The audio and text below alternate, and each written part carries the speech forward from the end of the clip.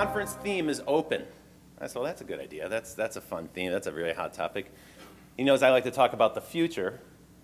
I think future skills are really important for the students that you teach, the ability to think critically about the future. Not just to envision it or to spot some trends, but to think critically about the future, to make informed decisions about what's important, what's coming next. I recently spoke to the CEO of one of the biggest advertising companies, those big holding companies, those big 4 agencies, now 3, that kind of dominate the advertising world. And he said, we need more leaders in our company. We need more leaders here. And I said, okay, well, you have a lot of great managers. What's the difference between a manager and a leader? He said, well, managers understand how to run the current business, and we need them. They're very good at what they do. But he said, leaders, they're a little bit different. They have something special. They can identify opportunities that are important, and they can discern why they're important. They can actually articulate why those opportunities are the important ones, so they can filter out the ones that are interesting but not important. They can identify those that are important. They have a set of criteria about why those matter. But not only that, they also have the skill and charisma, the communication skill, to explain that to other people and to motivate them.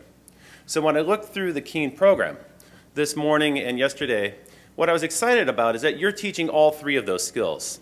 How to think critically about the future, how to identify opportunities, and put some metrics around those so that you can evaluate whether or not those are good opportunities. And then second part, how to explain that to other people in a way that gets them equally motivated and excited about the future. So the idea that we came up with together, Doug and I, was let's do a talk about the future is open. I got very excited about that. And then I started to think a little bit more about it, and I said, well, actually, yeah, kind of, sort of, but not quite 100% because the future is actually open-ish. And I realize that's not as compelling a title. So let me explain what I mean by that. You can see why I chose the other title.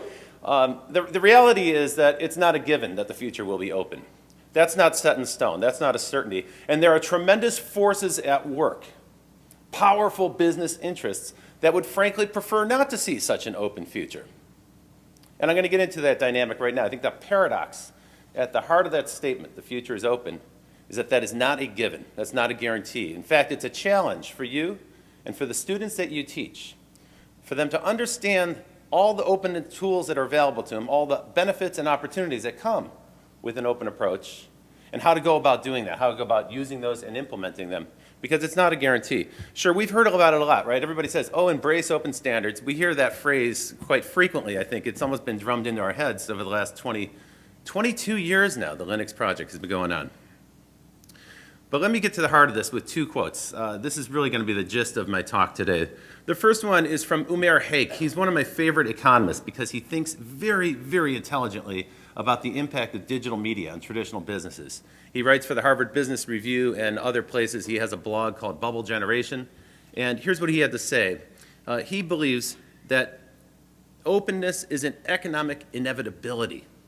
And he has an article about that, the economic inevitability of openness. You can search it and find it on the web. You'll find this paragraph in there. Radical innovators realize that by shifting to open models, everybody can gain enormous efficiency. So from an economic point of view, everyone's better off complementing each other rather than letting a single monopolist capture all the value. Okay, fair enough, right? At the heart of it, that summarizes the benefit of openness. But there's a flip side, and this is where the paradox comes in. Forgive me, these are the only 2 long paragraphs I'm going to bore you with today. It's a little bit of a long quote. The original observation is by a fellow named Tim Simcoe in a paper in 2006 about open standards.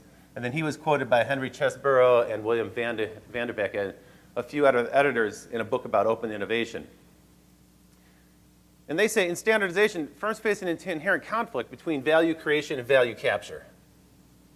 A completely open standard will create a ton of value, but it's impossible to capture any of it. A completely closed standard will capture 100% of nothing. There's your conflict, right? So inevitably, you've got to seek an intermediary path, an intermediate point that partially accomplishes both goals. That's why I say the future is open-ish. It's sort of open, but at some point, you need to close off some piece in order to extract some profit. Otherwise, there's no business opportunity there. And so we would all be working for nonprofit firms, which is great if you're in the foundation business, terrible if you're an entrepreneur. So somebody, in order to pay the bills, is going to have to find a way to capture value in the equation.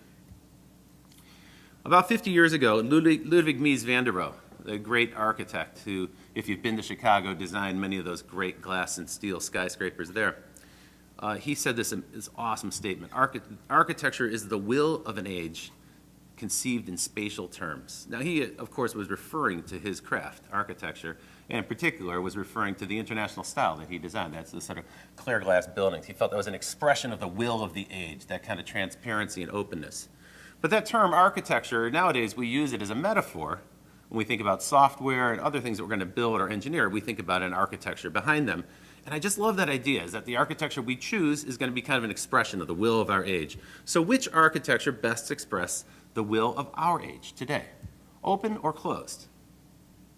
Let's consider this first to start with, closed. What do I mean by closed? Well, certain businesses benefit tremendously by foisting a closed standard on us. A great example is in your living room if you have a set-top box like this. I deal with the TV industry all the time, and these are the devices that decode the cable TV or satellite TV signal, this set-top box. It is a completely closed device, by which I mean the architecture is closed off. Only the people who built it know what's inside of it. It has a single purpose. It doesn't do anything other than decode video signals and play DVDs. That's what the device does. You can't use it for multiple things. Even though it's quite capable of that, you could certainly program it to do other things. It's energy hungry. After the refrigerator, this is the second most energy consuming device. I spoke to the folks at Motorola. I was like, what's going on here? And they said, well, we've never had a customer who asked us for an energy efficient set-top box. Of course, because you're not, the end customer, the person whose house is in, they're not actually buying them. You just get the thing when you sign up for TV, and you never really think twice about it. So they're not very power efficient. You can't extend it. You can't download apps to it, which in this day and age is unthinkable to anybody under the age of 30. It's like this device seems like it's broken. It's totally proprietary, and the worst part is you don't even own it. It's in your house, it's consuming your electricity, and you pay $14 or $15 a month rent for this device, which is a terrible box that you'd never really choose in any way. So this is kind of the problem in a closed ecosystem like pay TV, which is more or less a monopoly still to this day. It has a lot of characteristics of a monopoly to this day. Once you buy into that system, they can foist technology on you that's frankly inefficient, and it's not very forward-looking, and it's not very flexible, and you as a user have very little control over it. Today's consumers bristle at this proposition, and there's a tremendous amount of built-up, pent-up anger towards the cable TV companies. People feel like they're being too controlled by them. But this is a byproduct of that closed ecosystem. When I think about standards, I also want to think about patents, because I think these are the two things that drive innovation in our country. Now, everyone who's dealt with standards knows that patents can be very problematic, right? That's often a source of tremendous confusion and trouble. Just recently, I was reading a blog of somebody in the mobile business, and they're working on a new standard for mobile devices. And of course, the standards bodies, when they meet, it's a slow progress. It takes sometimes years to achieve that standard.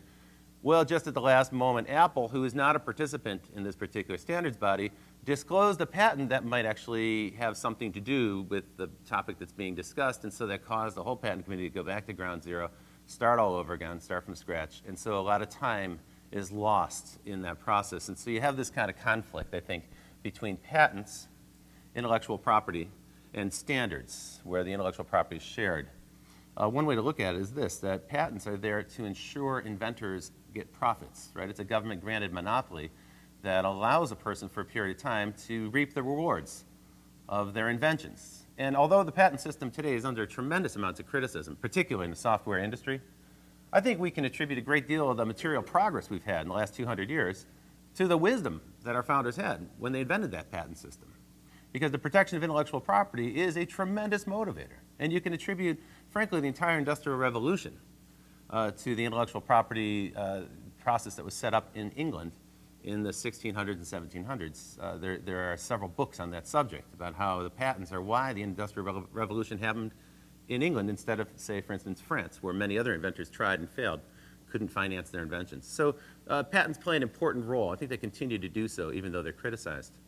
But the yin to the patent's yang, I think, is standardization, where we relinquish a little bit of that control. We relinquish that proprietary ownership. We release that to the public, and thereby the industry can agree to cease competition on that particular interface and make progress from that point and build on that point. So in a way, we duke it out. We all have patents. We compete like mad, and then we agree on a standard. It takes a long time to get there. And once we agree on the standard, we say, okay, that battle's fought and done. Now let's move on. The battlefield moves forward, but we've got some level of stability there. When I worked for Sony was a tireless promoter of this process. They loved foisting standards. They loved the idea of the de facto standard where they were so successful in the marketplace, everyone else would adopt to them. And frankly, there are many, many examples of Sony's great success. Here I have a bunch of media formats that Sony owned part of or all of and was incredibly successful with. But then again, Sony also lost in that battle quite a lot. We don't tend to reflect on that, but with Betamax, the mini disc, the universal media disc, and so forth, Sony had several failures. Probably most spectacularly is a music encoding format, 8-track 3, that they worked relentlessly hard to try to get people to switch from MP3 over to 8-track 3. Of course, it's hard to change consumer behavior that way. They were unsuccessful, and as a result, Apple was able to steal that whole portable music business away from Sony. Sony never really managed to catch on because they resisted MP3 for so long. So I think you can say that there's kind of a give and take there between proprietary ownership of IP and standards. This is a natural process. Every major engineering company goes through it. Ken Kretschmer has written very intelligently about standards. He's a tireless champion for open standards. Said this: successful standardization is always a trade-off between private gain and public good. It's a good way to think about it. So we want a system, we have a system here that allows us to reap the benefits of invention with patents, with intellectual property. It gives us some brief monopoly on those ideas, the ability to exploit them, but then eventually those ideas are opened up. They become a standard, industry consolidates around them and moves on. Now, I want to give you a few thoughts about this word open before I go much further. We use the term a lot, and it's actually kind of an ill-defined term.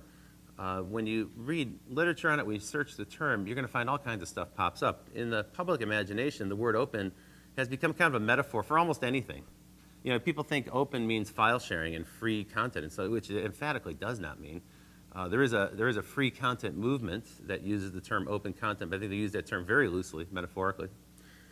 In some sense, open means non-proprietary. In another sense, it means transparent. For instance, the recent leaks that Edward Snowden made about the NSA's spy program and that massive sort of wholesale surveillance program that's underway right now, that was an effort to establish some degree of openness about a program that was completely cloaked in secrecy. And so there is an element of transparency involved in the concept. And then, of course, the idea of an open standard. And then there's also this notion of participation that touches in here. So we use the term as a metaphor a lot of times, right? Open house sounds very inviting and friendly. Open mic, anybody can step up and participate. We use it in a kind of a feel-good way, right? Open minds, open hearts, open eyes. In sports, an open is something that's fair. Everybody who comes is going to compete on a level playing field. So these are all connotations of that word open. And marketing companies, big companies that like to sell complicated software solutions, they've noticed that this word has a lot of positive connotation to it, and so they've kind of co-opted the term open. And companies that have maybe, let's say, an ambiguous relationship with open software and open standards have co-opted the term, and they now are claiming, Oracle is claiming an open world. Great in concept. I'm not so sure how that works out in practice if you're an Oracle customer. Sometimes the term is used so enthusiastically by banks that it's used inappropriately. Here's a bank, the open bank, which, of course, to my mind, when I saw that, it made me think that they opened up the vaults, which is exactly the opposite idea. You don't really want your bank to be open to anybody who walks in, like, oh, great, I'll loot the place. And sometimes it's used quite deceptively as a kind of packaging, a wrapper around something that emphatically is not open. There was a company in the 90s called Open TV that sold a completely proprietary solution. It was completely proprietary. They didn't even have proper APIs for developers, so they had to develop all the apps as well. So it was a completely closed-off solution that they sold to the satellite TV companies, who are great consumers of such proprietary solutions. They love them. But the great irony there is that the name Open TV seemed to suggest something that was completely the opposite of what the actual product consisted of. And so there seems to be a great lucrative business in calling things open that aren't very open. There's a little bit of confusion, therefore, in the public imagination. I guess that's no surprise, considering that some really well-financed marketing campaigns use that term and label things open that aren't necessarily open. Not everybody's embraced openness. A famous opponent of open standards and open source is Microsoft. They're a very contentious company in this field. And Steve Ballmer, who never minces words, said this about Linux. Linux is cancer. Now, recently, even Microsoft has backed off of this, so they're starting to talk about openness, and they have schematics and diagrams that'll show you how all their stuff will interface with open software solutions. But there's been tremendous progress in this field. In the past 20 years in particular, standards have been around really forever. You could say that language is the first open standard. So for 5,000 years, written language has been with us. You can say that recorded history begins with that open standard. And standards were important for trade. Their first standards were standard measurements, standard weights, and so forth, so that commerce could happen. So standards are integrally linked with trade and commerce. And then in the industrial era, of course, we needed interfaces so that railroad lines and so forth could connect together. Electrical outlets could be standardized. So gradually, as we get into the modern era of mass manufacturing, we find more and more standards becoming prevalent. But with the open source movement or the free software movement that began about 30 years ago and really started to take place in a big way in the public imagination with Linux in the past 20 years, we started to see this open idea expand. So in the center of this diagram, you have open innovation and 4 points of the compass: open content, open source software, open data, and open standards. Now, each of these is in a slightly different level of advancement. I think standards is well established. That's been around. Industrial standards have been around for more than 100 years. Open source changed tremendously when the internet came along because it allowed us to build tools for collaboration that link together groups that are dispersed geographically. Open data is a relatively new concept, and so is open content. So these are somewhat less defined, a little bit new, a little bit more evolving. Here's my yin and yang symbol again, because I think there's a kind of contrasting relationship between open source and open standards. Because open standards, remember I talked about earlier, you compete like mad, and then you agree on a standard, you settle on a standard, and then you move on. Open source is very, very different. Open source is about inventing the future in a collaborative fashion. So in a way, open standards is about preserving the past so that industry can move on. We're not going to fight that battle anymore. We're going to now build elsewhere. We're going to build on top of that standard. Open source is very different. Open source is about, hey, I'm building this thing. It's brand new. I've never done this before. No one's ever done it before. I invite you to check out my code and see if it's any good. And I welcome your criticism and comments. So open standards are a way to define something in the past that we're going to build upon. Open source is a process for defining the future in a collaborative fashion. They're very distinct things. One is backward-looking, one is forward-looking. Standards take a long time to settle because everyone in the process knows you're going to lock this thing down. It's not going to change very much, and it takes years to tweak it and change it. So they fight hard over those standards. Open source moves incredibly fast because it's about a process, less about definitions and specifications. There's been incredible growth in open source projects. This chart starts in November of '93, and it goes to 2007. So I couldn't find a more recent one, but I can assure you that that upward trajectory continues. There are literally thousands of open source projects underway right now. So back to my comment, back to my quotation from Ludwig Mies van der Rohe, architecture is the will of the age conceived in spatial terms. I think there is an architecture that's going to have tremendous impact on every engineering-driven business, every business that your students are going to launch. And that's this one. It's the client-server architecture that has come to define our computer-driven lifestyle. You're all familiar with this. There are some changes, though, that I wanted to refer to. So one big shift is over on the server side. There's a shift from open source software to open source hardware. This is kind of a radical notion, and it's a very exciting area. It's a very new area. So open source software, we all understand that most of the internet runs on open source things like the Apache server, Linux software on the client side and on the server side, and the open browsers like Firefox. Now that idea has become a kind of metaphor. So for instance, at universities, we now have this notion of an open source curriculum. Schools, colleges, like Princeton, MIT, Penn, Berkeley, most of the Ivy League schools, frankly, most of the colleges now, have offered some percentage of their educational curriculum on the internet for free. And of course, they're compelled to do so because there are any number of new venture-funded startups putting pressure on them to open up that curriculum as well. Now, these have come under great criticism from academia. A lot of entrenched interests in the university system don't like the idea of Udemy or Udacity, and so they've been criticized quite severely. But I think that criticism is misdirected. I don't think these present a threat to our traditional university systems. They certainly are no substitute for in-person education with a professor. I don't think anyone would claim that. I think quite the contrary. What these are about reaching the next billion people who can't afford the $200,000 commitment to attend a private school. And so that group of people will access education through computers, maybe through mobile phones. And there is some great evidence that it's working. Code Academy teaches people how to write software for free. And they have 24 million unique users now. This is a milestone that was just reached a few days ago. So that's quite cool. That's very impressive. But this is definitely a work in progress, these open universities. It's hardly something that's been established. I think we have seen version 1.0, and it's faulty and there's flaws. But just wait for version 2.0, or as we all know, version 3.0 will be the best version of all. I think they will figure it out, and I think we'll find a way to educate billions of people, not hundreds of thousands. Open access, also a controversial topic within the university system. This is the idea of, instead of going to these very expensive, low circulation journals, that you can publish content, academic research openly and freely without the huge fees attached. And the idea there is to simply disseminate the information on a much wider basis. So again, we're taking that open source idea from software, and now we're starting to apply it to curriculum, we're starting to apply it to research as a metaphor.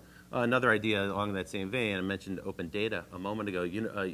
There's a great deal of progress being made now, open data in governments, in local governments and national governments. Open.gov in the United States, the UK has something similar going on. A lot of other nations and cities around the world have opened up their data, and they're finding that people will go out there and hack out a great application that uses that information. So once the information becomes free, citizens who paid for it with their taxes find new ways to use that information, reconfigure it, and package it up into an app that makes it accessible, meaningful, and usable by other people. But where I was really heading was open source software, because this is, open source hardware. This is actually kind of a neat area. It's a very new area. It's important for engineering students to understand. It's a challenging area. It's a lot easier to do open source software than open source hardware. This is an Arduino microcontroller.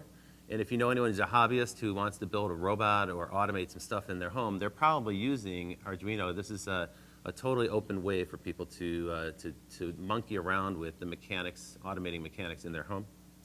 At Facebook, where like many Silicon Valley internet companies, they run these massive server farms. They've taken this idea one step further. They decided to launch a program they call vanity-free hardware. And the idea there was to build a kind of open server using off-the-shelf parts. Now, I want to be careful what I say here, because nobody yet has developed a truly open ASIC. It's incredibly difficult to build an integrated circuit on your own. To build to design a chip is millions of dollars. To build a fab is billions of dollars. So nobody's got that kind of money to open source hardware in that respect. But what we're talking about here is taking off-the-shelf parts and assembling them in a way that anyone can do, and Facebook's at the forefront of this movement. And this should really put a cold chill down the spine of the companies that sell those proprietary server solutions, because should this gain more traction, I think it is gaining traction, that's going to radically change the economic fate of many Silicon Valley hardware companies. We see something similar in the field of 3D printing. Actually, two kinds of open approaches. RepRap, one of the earliest consumer-grade 3D printers, is completely open source, and a number of companies in the last year have launched products based on RepRap, including MakerBot, which I think right now is kind of the poster child for 3D printing. They're a very hot company based in Brooklyn. So they're taking this open source design and they're commercializing it, maybe improving it in certain ways. But at the heart of that is RepRap. One of the cool things about RepRap is it can replicate itself. So you can actually print another RepRap. It was designed that way from the outset. So you can use it to replicate it and print all the parts out and build one.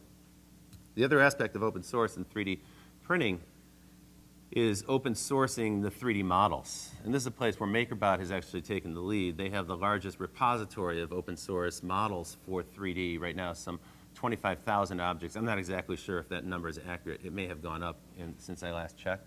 But this is very powerful. So those two things together, open source hardware, open source software, you can attribute a lot of the rapid take-up and interest in 3D printing to the fact that this is a totally open space. It's very, very open for participation, free sharing, experimentation. You can ask people questions and get answers, so it's collaborative in that fashion. And so I think that is one of the major drivers of this. Is, if you notice, in the past year or two, just as the price point dropped below $2,000 for a home 3D printer, suddenly there's this tremendous interest in 3D printing, even though it's at the very early stages. This is truly a hobbyist phenomenon right now. Nobody's doing any kind of professional manufacturing in their garage yet.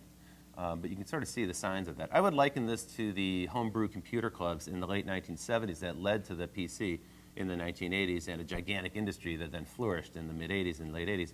I think we're going to see something similar. I think the folks who are active in the 3D printing space see something similar. So we're still at the hobbyist stage right now. But one of the things that's propelling it ahead is this open source idea that pertains to both the software models and also the hardware. But the idea doesn't stop there. The idea of open source hardware extends into the real world in some surprising ways.